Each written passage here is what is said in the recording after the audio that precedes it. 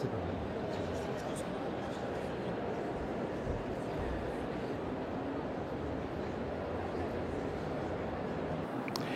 Monsieur le Premier ministre, Madame la ministre de l'Artisanat, Mesdames et Messieurs les ambassadeurs, Monsieur le Président de la Réunion des musées nationaux, Grand Palais, Mesdames et Messieurs, chers amis, bonsoir. Je tiens à vous adresser, Monsieur le Premier ministre, Madame la ministre, au nom de tous les exposants et des ateliers d'art que je représente, mes chaleureux remerciements pour votre présence ici ce soir, aux côtés des créateurs. Nous vous en sommes très reconnaissants. En septembre 2013, Révélation, la Biennale internationale des métiers d'art et de la création, organisée par Ateliers d'Art de France, voyait le jour. Ce fut un moment historique pour toute la communauté des métiers d'art, artistes de la matière et artisans d'art, réunis ici, au Grand Palais, dans ce lieu emblématique de la France. Je remercie profondément Monsieur Jean-Paul Cluzel, président du Grand Palais, de nous accueillir dans cet édifice somptueux. Lors de la première édition, 34 000 visiteurs, passionnés, collectionneurs et professionnels sont venus à la rencontre des créateurs. Révélation 2015 engage ce soir sa deuxième édition autour des valeurs universelles de la création, des métiers d'art, entourés de nos partenaires internationaux. 15 pays déploient ici pour nous l'excellence de leurs métiers d'art. Nous sommes très heureux d'accueillir cette année comme pays à l'honneur la Corée du Sud. Monsieur l'ambassadeur, je suis particulièrement fier que Révélation inaugure, en quelque sorte, sous la verrière du Grand Palais, quelques jours avant le lancement officiel, les années croisées entre la Corée du Sud et la France. Les métiers d'art sont en plein mouvement. Notre secteur économique, formé de 38 000 ateliers d'art, est en pleine phase de structuration. Ces dernières années, une voix des professionnels de métiers d'art est née dans la société française. Cela est unique au monde. Nous avons réalisé des actions structurantes, dont Révélation, qui se déploie ici sous nos yeux, pour construire l'avenir du secteur et assurer son développement, notamment international. Enfin, nous avons obtenu, au printemps 2014, une loi qui reconnaît les métiers d'art comme un secteur à part entière de l'économie française. C'est une immense avancée dans laquelle la France est un pionnier et un exemple. Nos partenaires internationaux suivent avec une très grande attention cette révolution des métiers d'art initiée par la France. Monsieur le Premier ministre, cette loi, portée par votre gouvernement, a été votée à l'unanimité de la représentation nationale. Elle a suscité un immense espoir, un élan d'enthousiasme parmi les professionnels de métiers d'art, les créateurs, mais bien au-delà, dans le public et auprès des médias. La dimension artistique de nos métiers d'art, enfin reconnue par la France. Cette loi a uni le pays dans la conscience de l'importance de ces métiers d'art. Pour tous, cette loi est une promesse d'avenir, elle est un acte de fierté nationale.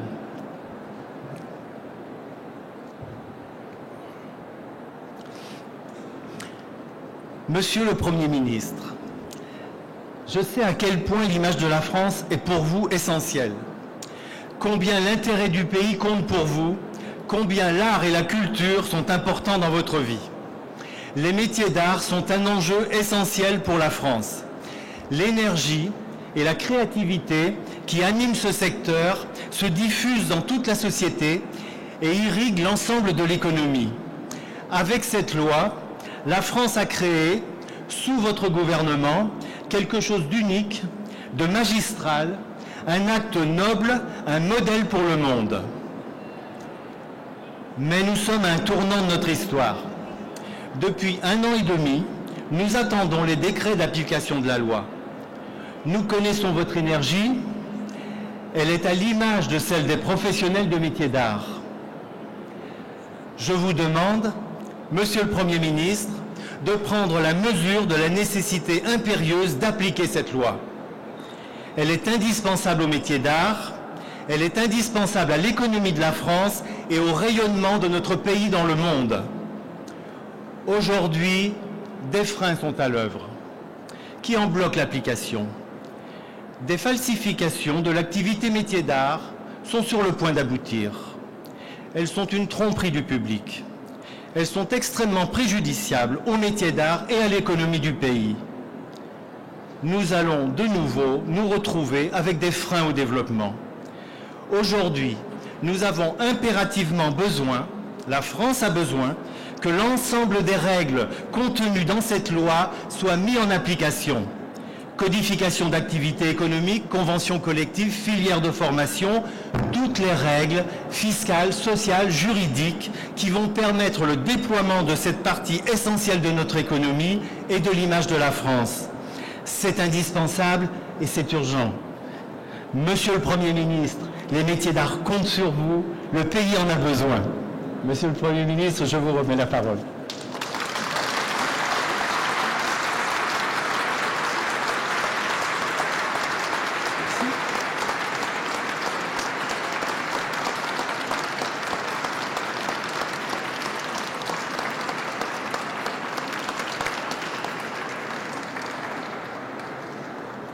Madame la ministre, chère Martine Pinville, Monsieur l'ambassadeur de Corée du Sud, Mesdames, Messieurs les ambassadeurs, Monsieur le sénateur, Monsieur le Président Jean-Paul Cluzel, merci de nous accueillir encore dans cet endroit magnifique. Monsieur le Président du Salon, Serge Nicole, Monsieur le Commissaire général, cher Henri Jobé-Duval, Mesdames, Messieurs, le monde de la culture s'enrichit et il faut bien sûr s'en féliciter d'une nouvelle biennale, une biennale internationale des métiers d'art contemporain. Sa première édition, vous nous le rappeliez, il y a 2 ans, était, disons, un très beau coup d'envoi, avec tout de même 35 000 visiteurs en 5 jours. Et cette deuxième édition l'inscrit pleinement, vous y insistiez d'ailleurs pendant la visite, dans le paysage artistique mondial. Et c'est pour Paris, pour la France, pour notre savoir-faire, la ministre de la Culture, en ce moment même à la Biennale de Lyon, le dirait aussi bien que moi, c'est pour nous donc un honneur que d'en être l'hôte. Malgré tous les ambassadeurs présents, et qu'ils m'excusent, j'oserais presque dire, quoi de plus logique que ce choix de la France? Et quelle plus belle vitrine, en effet, que ce grand palais, prouesse technique et architecturale, pour héberger les 350 exposants, artistes, artisans d'art venus du monde entier. Et nous avons été, avec Martine Pinville, je crois, frappés par la qualité, la diversité, l'enthousiasme des artistes et des stands. 15 pays ont fait le choix du salon Révélation. La Corée du Sud est cette année l'invité d'honneur et je m'en réjouis tant les liens culturels entre nos 2 pays, monsieur l'ambassadeur, et le pavillon de la Corée du Sud est magnifique, tant ces liens sont nombreux et riches et nous aurons l'occasion d'en reparler bientôt avec la visite de votre Premier ministre ici en France et celle de notre Président de la République bientôt en Corée du Sud. Cette biennale est donc un beau moment de culture. Et la visite que nous venons de réaliser nous a permis de voir l'excellence dans nombre de disciplines. Ébénisterie, ferronnerie, bijouterie, joaillerie, cuir, maroquinerie, plumasserie et tant d'autres métiers magnifiques et délicats. Certains j'en connaissais, d'autres, je dois l'avouer, je viens de les découvrir. Ce salon est l'occasion de découvrir ces ouvrages qui ont recours à des méthodes traditionnelles ayant traversé les siècles. Il permet de saisir la diversité qui caractérise les métiers d'art. Diversité des techniques, des matériaux utilisés, ancestraux pour certains, mais toujours innovants. Diversité enfin des objets réalisés. Tous ces ouvrages portent l'empreinte de leur créateur ou de l'atelier dont ils sont issus. Je veux à ce titre, mesdames, messieurs les exposants, saluer votre talent, votre goût de la perfection, la noblesse de vos gestes qui permettent de maintenir vos disciplines au meilleur niveau. Vous êtes les détenteurs d'un capital inestimable de savoir-faire complexe, fait d'heures et d'heures de travail. Derrière l'objet se cachent des jours et des nuits d'attention à la matière pour la changer, pour la transcender. Les métiers d'art sont, oui, des métiers qui ont un pied dans le classique et un pied dans le contemporain.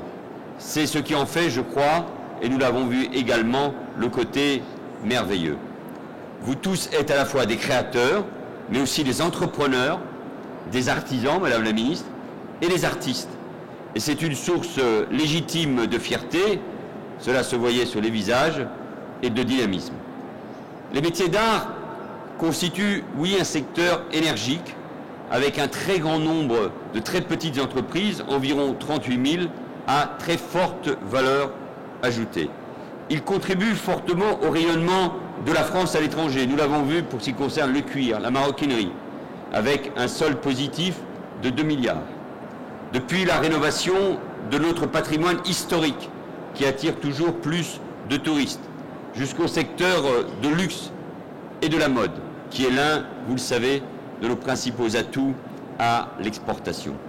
Ils sont une richesse dont nous devons faire la promotion. Et je sais combien l'action de l'Institut national des métiers d'art, présidé par Gérard Descamps, est précieuse pour veiller au développement et à la structuration du secteur. Un secteur dont la contribution à l'économie locale suit un modèle vertueux.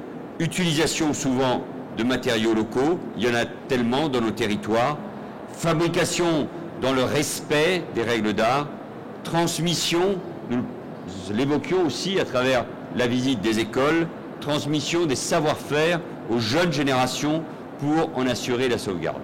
C'est un modèle entrepreneurial, profondément humaniste, qui se fonde sur des principes et des valeurs, indépendance, liberté, exigence, persévérance et humilité.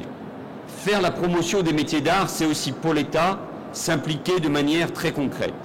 Le ministère de la Culture et ses établissements publics sont ainsi les premiers employeurs des métiers d'art avec 1200 agents dans cette filière.